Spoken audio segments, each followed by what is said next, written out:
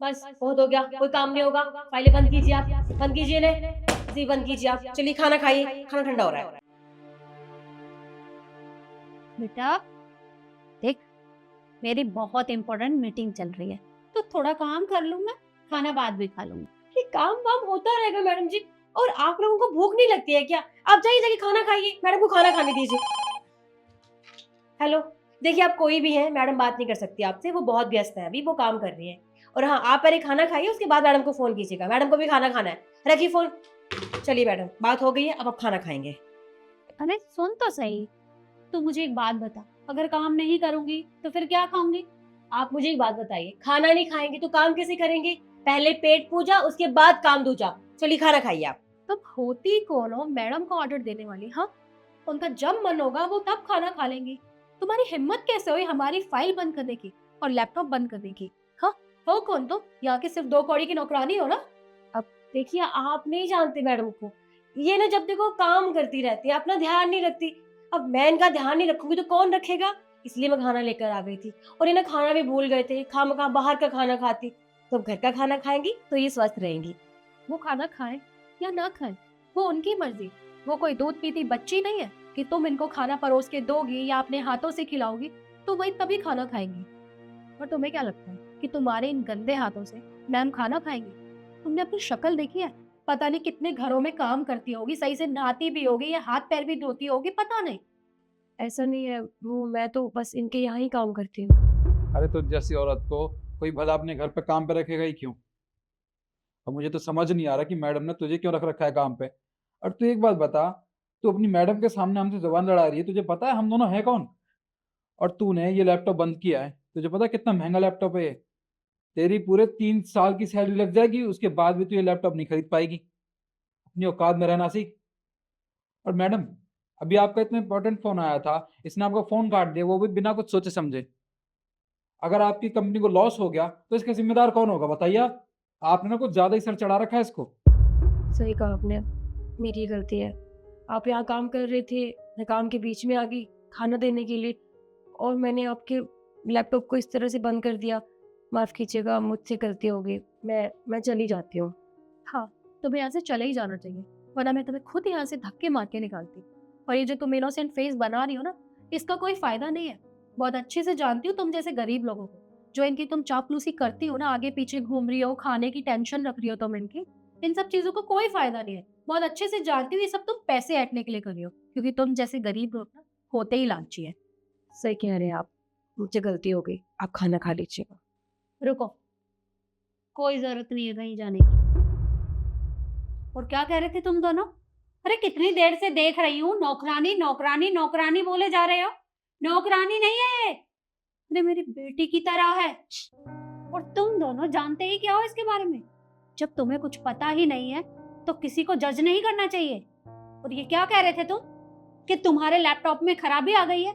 कितनी खराबी आई है मुझे बताओ, मैं अभी के अभी पे करती हूँ।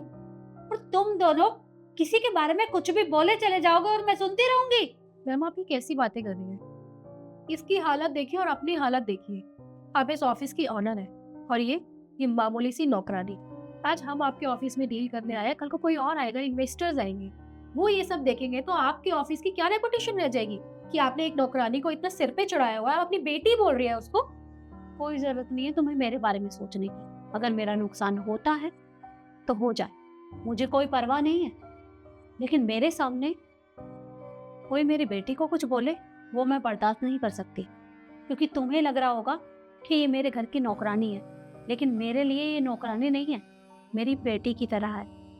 अरे बचपन में बहुत छोटी सी थी जब इसकी माँ इस दुनिया से चल बसी थी, और तब से लेके आज तक ये मेरे साथ रहती है। मैंने इसे कितना कहा कि तुझे ऐसे रहने की जरूरत नहीं है, अरे तू भी और लोगों की तरह अच्छे कपड़े पहन, अच्छे तरीके से रह।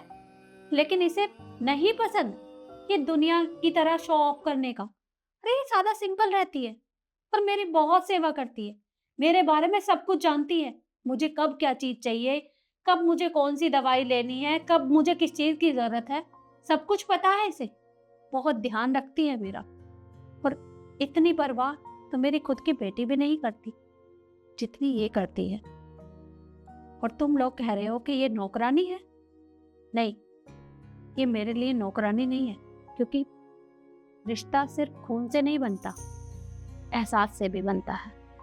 और देखिए, आप लोगों ने इसकी इतनी इंसल्ट की है, तो मुझे आप लोगों के साथ कोई काम नहीं करना। निकलो यहाँ से। हमें भी कोई शौक नहीं है आपके साथ कोई भी डील करने का, जहाँ पे नौकरों को पहले रखा जाता है और सामने वाले की बेइज्जती की जाती है। हम भी जा रहे हैं, चलो निकल।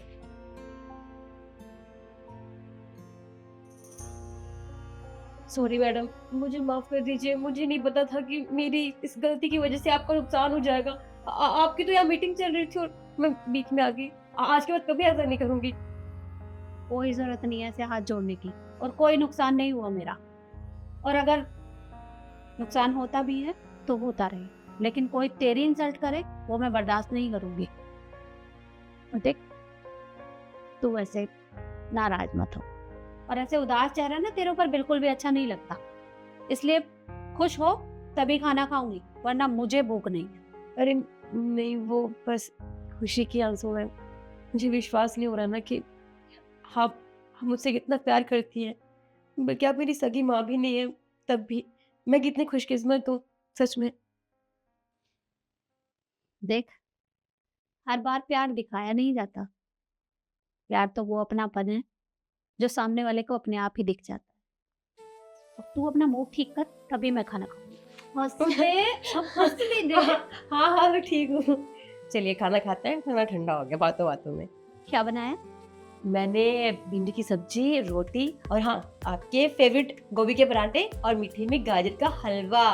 अरे वाह, ये तो तेरा भी फेवरेट है। चल निकाल, दोनों साथ में खाएंगे। ठीक है, ठंडा हो गया खाना।